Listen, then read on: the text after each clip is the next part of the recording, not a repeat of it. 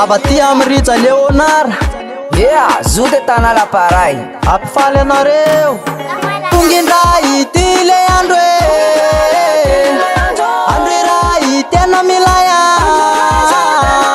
satria andro tokanatrany andro tokana no sady mamy satria andro tokanatrany andro tokana no sady mamy kandao ayaraky falya satria ny andro tsika androany de andro tokana no sady mamy satria ny andro tsika androany de andro tokana no sady mamy kandao amisay arandie yarakay faly sy fakatia satria le fiaina tsika eto antany de mandalo sy miserana ihany satria le fiaina tsika eto antany de mandalo sy miserana ihany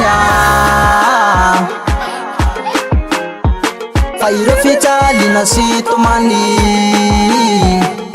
dadino sy avelahoany fa andao ayaraky faly kandao ayaraka andi de antao yaraka kafi kandao ayaraka andi de antao yaraka kafi satria ny andro tsika androany de andro tokana no sady mamy kandao amisay arandie yarakay faly sy fakatia satria le fiaina tsika eto antany de mandalo sy miserana ihany satria le fiaina tsika eto antany de mandalo sy miserana ihany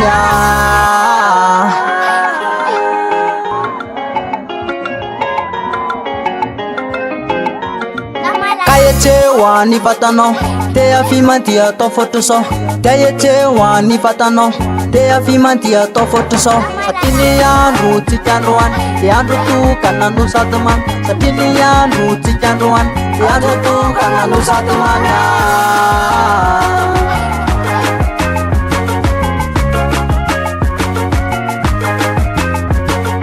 kandao amisay arandie yarakay faly sy fakatia